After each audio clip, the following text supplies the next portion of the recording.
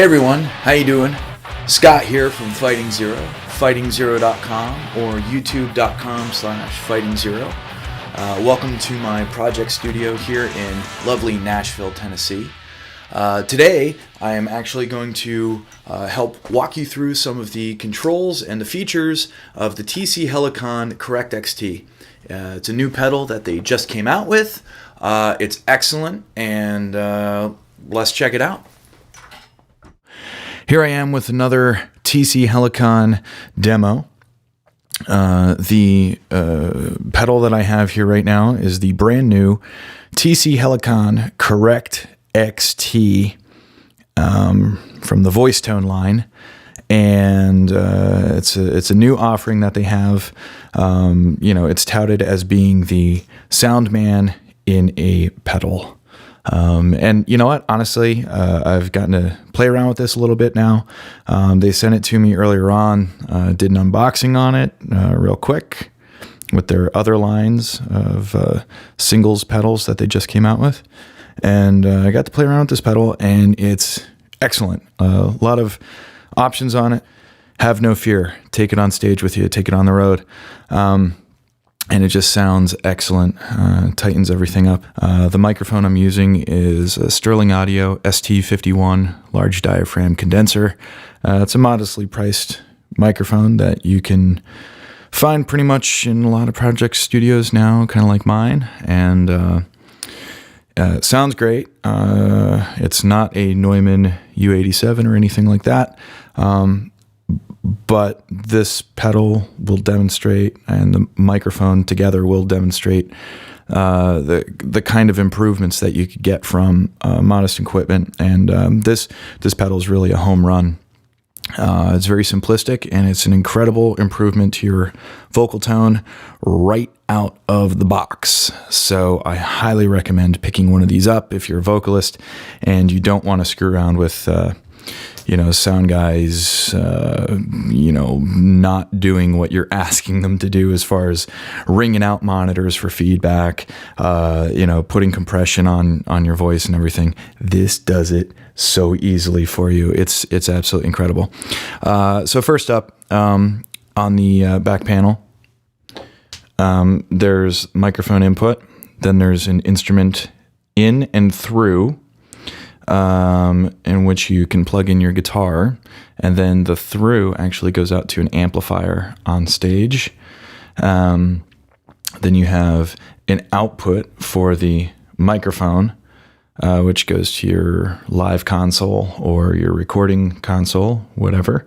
And then there's also another XLR that's open right now. I'm not using it, but it's also for your instrument if you wanted a direct out.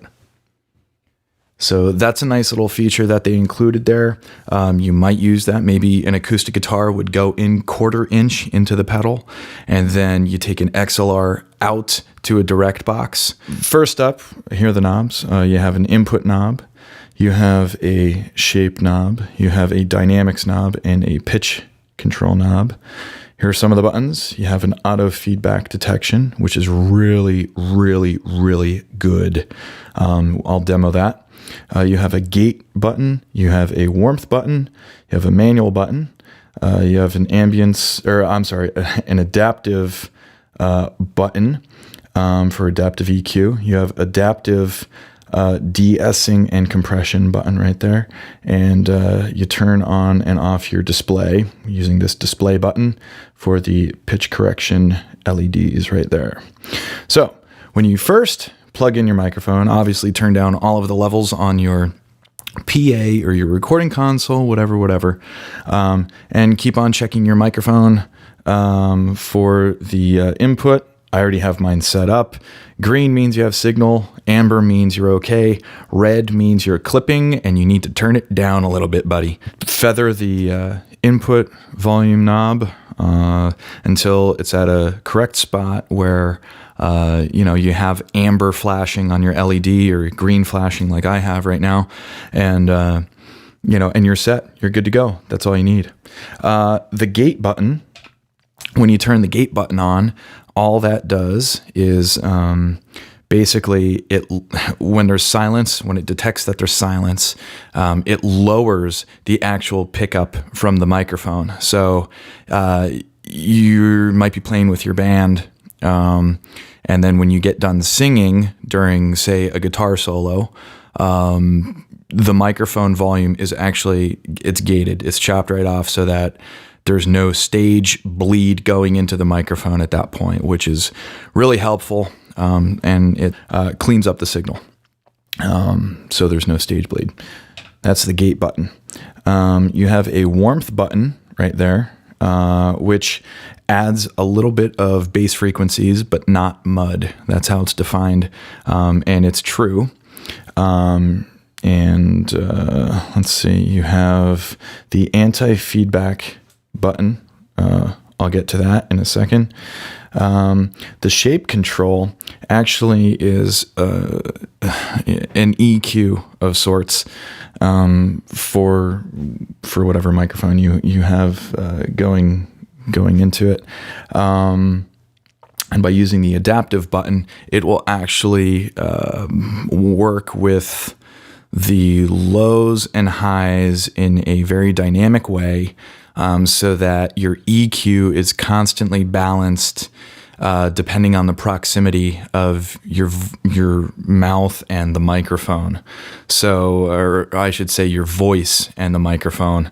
It will adjust the EQ accordingly if you turn on the adaptive. If you turn this fully counterclockwise, you have a warmer EQ. If you turn it fully clockwise, you get a brighter EQ. And then moving on to the dynamics knob, it actually provides compression and de-essing in a very excellent way. It reduces all the T's, the D's, the S's that might be shrill and poppy, and everybody's voice is different, so you have to adjust this to how it sounds natural to you without being peaky and spiky. And then again, you have adaptive de-essing and compression. When these LEDs light up, you'll see that. The LEDs, each one represents 1 dB of compression. So that's cool. So you kind of see how much you're compressing your vocals. And right here you have the pitch correction knob. In the center is the most natural sort of sounding pitch correction. Obviously, if you go counterclockwise, the pitch correction is not as strong. And if you go fully clockwise, you actually get a stronger pitch correction, almost T-Pain style, whatever. And here's a little button for the display. You can turn that on and off. See, no longer flickering. It's no longer telling me what's on pitch, what's not. And there you go. There it's back on. If you, this has phantom power built into it, 48 volt.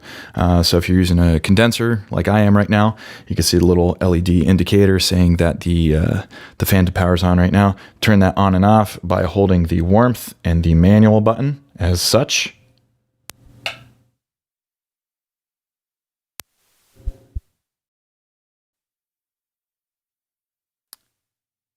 And there we go. There we go. The phantom power's back on. Okay, so let us start with the pitch correction. We'll work right to left. Okay, so you have two buttons here. You have one for tone, foot switch, and one for pitch, on and off. They're just both on and off. You could have them on independently. One operates independently of the other, which is great. So you could turn the pitch correction on and off. Right now it is off, and here we go. We'll turn it on. I'll actually, here, let me sing something first. My life is so behind, I can't get it right one last time. So I imagine you can hear that, there was some correction going on. It wasn't very in your face and whatever. And that's exactly what maybe you're after, kind of like what I would be after using this live. But you can also get some extreme pitch corrections such as this. I'll do it once without it on, and then I'll switch it on. My life is so behind. I can't get it right one last time. So you can hear how much it was, really forcing those notes and really just correcting what's going on there. It's a chromatic pitch correction, and it corrects you to the nearest semitone. And it's very good. It's very seamless. Turn it down, use very subtle pitch correction, and you're good to go. Okay. So again, that's turn it on and off. Very easy. Moving on, we have the dynamics control, which is the de-essing and the compression. So right in the middle is the factory setting. To turn on all of the tone and shape and everything like that, okay, use the tone button right here. So right now, there we go. There's tone. You can actually see that there's some compression happening on my voice right there. And I have the adaptive button on as well. So again, you turn it there, not as much compression at all. It's actually very, very, very subtle, if anything at all. And then once you turn it up to the middle, you can actually see some compression going on, which is good. No more spiky stuff happening. It kind of smooths everything right out. Turn it all the way up, and it's tons of compression, tons of de-essing. You can hear the S's just blast out of there now. There they go away. There, it's all the way up. There, it's all the way off, and the compression is off as well. And I really didn't move very far away from my pop filter at all. So there it is in the middle. The adaptive button is in as well. There I took it off. So it's just going to be a hard setting right there. And game on, whatever. I like keeping the adaptive setting on. These pedals are smart enough to really handle themselves. Moving on, we have the shape control, which is more or less just a multiband EQ, and it provides low end, high end, what have you, without putting any mud on your voice or anything. So there, you can tell that my voice got a little bit warmer, not as bright on the top end, and here we're moving it all the way up, and there you can actually hear that it totally added a lot of pop and sizzle and clarity to it. So me, I just like a little bit of whatever on it, and there you go. Now again, depending on the proximity of you and your microphone, you might get more bass response, less bass response. This adaptive button actually helps level everything out there, so everything is right in line with whatever, and it just shape it, to what you want. Use your ears, and they'll never steer you wrong. So that's that right there. Okay. Now, something that is really, really cool, really, really slick with this setup here. The pedal has an anti-feedback suppression thing.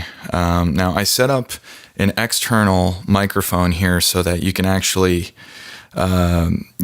hear the feedback externally. I'm going to turn on my monitors, and the volume is going to be pretty loud. You're probably going to hear some feedback, but what I'm going to demonstrate here is actually how well this pedal just automatically finds all of the feedback frequencies, notches them down, and just drops them right out of the EQ within the pedal, and it's amazing. It's absolutely amazing. So here we go. I'm gonna turn on my monitors, and away we go.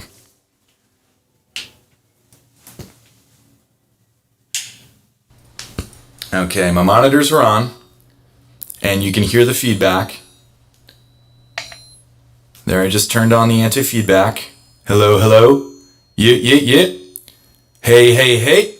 Yo. Yeah. You can see it going up through the frequencies. They found 5 bands of frequencies already. There's 6 and 7. Hey. Whoop. Hey. I can get this all the way up to 9. Hey. There's 9. Hey. Whoop. Hey. Yeah. There we go. Hey. There we go. Look at that. Amazing. Absolutely incredible. It totally just locked out all of those frequencies. There's 9 bands of feedback that we're going through there. I believe it only searches out 9 bands of feedback frequencies. And I believe once that light comes on, it actually ducks the volume of your microphone by 3 dB, which is more of an anti-feedback method as well. It's turning down the volume of your microphone. But you're insured at this point. I mean, my speakers are still on and I'm still talking here and there's no feedback whatsoever. Just because it's awesome. They did an excellent job with that feedback suppression there. There's the gate on too, and the gate would even help with feedback suppression as well. So that's that right there. There I have the warmth control turned on. Actually, I'm going to turn off my speakers here. Give me a sec. So there you go. You have the gate turned on. You have the warmth button turned on.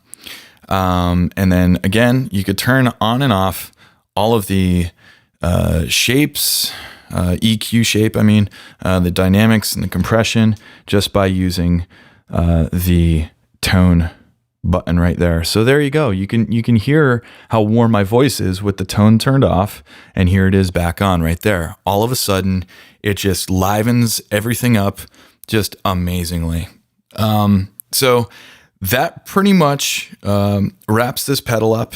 If you have any comments, questions, concerns, anything, post them below.